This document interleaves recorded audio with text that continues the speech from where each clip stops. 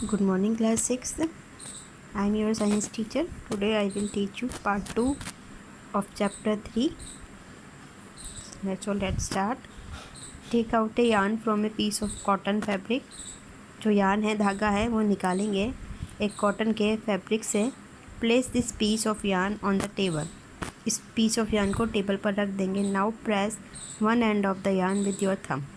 अब उस धागे का जो एक कोना है उसको हमारे अंगूठे से ऐसे प्रेस करेंगे. Scratch the other end of the yarn along its length with your nails. Scratch करेंगे, ऐसे ऐसे स्क्रैच करेंगे. जो दूसरा वाला कोना है, अदर एंड है यार्न का, अलोंग इट्स लेंथ, इसकी लेंथ के साथ साथ इस तरह से, विद योर नेल्स, आपके नेल से, नाखून से. Do you find that at this and the yarn split up into thin strands.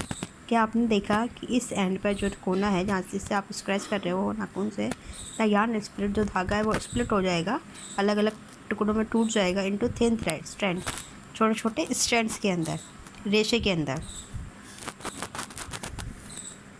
You might have observe something similar. आपने ऐसा ही कुछ ऑब्जर्व किया होगा.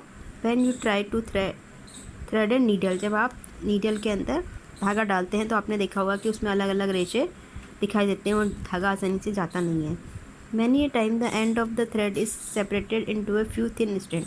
कई बार जो धागा होता है, जो एंड होता है धागे का, इज सेपरेटेड, वो अलग अलग हो जाता है, into a few thin strand, कुछ पतले पतले रेशे के अंदर. This makes it difficult to pass the thread through the eye of the needle. इससे ये डिफ़िकल्ट हो जाता है कि हम उस थ्रेड को, धागे को डाल पाएँ जो नीडल की आई होती है उसके अंदर, जो छेद होता है उसके अंदर, उसके अंदर. The thin strands of thread that we see are made up of still thinner strands called fibers. जो पतला रेशा होता है धागे का, that we see, जो हम देखते हैं, are made up of, वो बना होता है उससे भी पतले strands से, जिसको कि हम फाइबर कहते हैं. Fabrics are made up of yarn. Fabric जो कपड़ा है वो बनता है yarns का, धागे का, and yarns are further made up of fibers. और जो धागा है वो बनता है फाइबर्स का, रेशे का. Where do these fibers come from? ये फाइबर्स कहाँ से आता है? The fibers of some fabrics such as cotton, jute, silk and wool are obtained from plants and animals. कुछ फैब्रिक्स का फाइबर जो है वो आता है, जैसे कि कॉटन है, जूट है, सिल्क एंड वूल है, वो प्लांट्स और एनिमल से मिलता है. These are called natural fibers. इनको हम क्या बोलते हैं?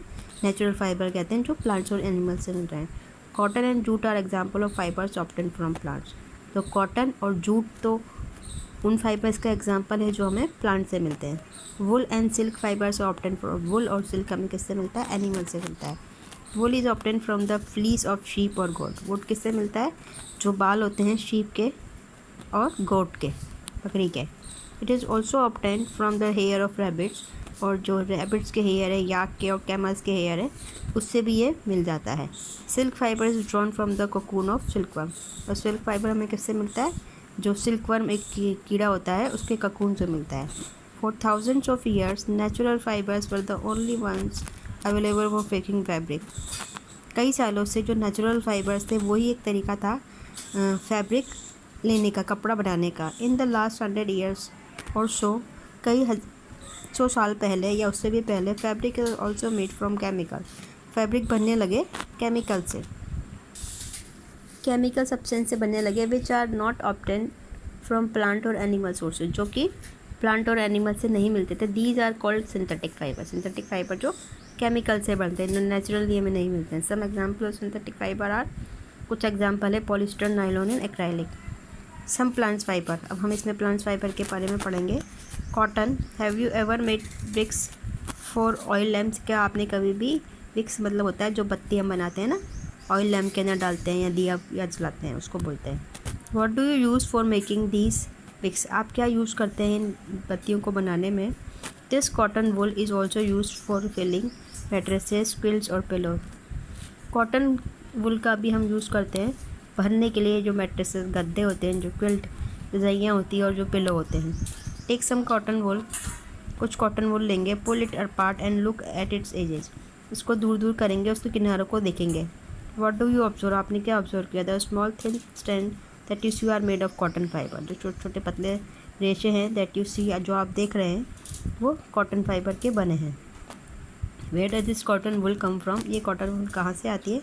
It is grown in the field. What cotton कहाँ से मिलता है हमें? खेतों से मिलता है, खेतों में उगाया जाता है। Cotton plants are usually grown at places having black soil and warm climate. Cotton plants usually generally grow होते हैं एट प्लेसेस, उन जगहों पर जहाँ पर ब्लैक सॉइल होती है और गर्म क्लाइमेट होता है। Can you name some states of our country where cotton is grown? क्या आप कुछ स्टेट्स के नाम बता सकते हैं हमारी कंट्री में जहाँ पे कॉटन ग्रो होता है? The fruits of the cotton plant cotton balls are about the size of a lemon. जो फ्रूट्स है कॉटन प्लांट का, जो कॉटन बॉल्स हैं वो एक लेमन की साइज़ की, नींबू की साइज़ की होती है। After maturing the balls burst open. जब वो पक जाती हैं बॉल्स तो वो बर्स्ट फूट जाती हैं और खुल जाती है। And seeds covered with cotton fibres can be seen. और जो बीज हैं जिनके ऊपर कॉटन का फाइबर, ये इस तरह से जो बीज हैं जो इस पर कॉटन लिपटा हुआ है वो हमें दिखाई देने लगता है। Have you ever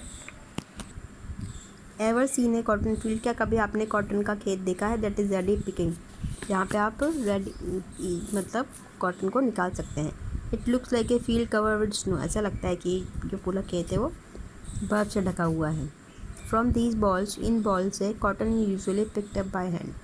cotton generally हाथों से निकाला जाता है। Fibres are then separated from the seeds. फिर रेशो को अलग किया जाता है उन सीड से, बीज से, बाय कॉम्बिंग।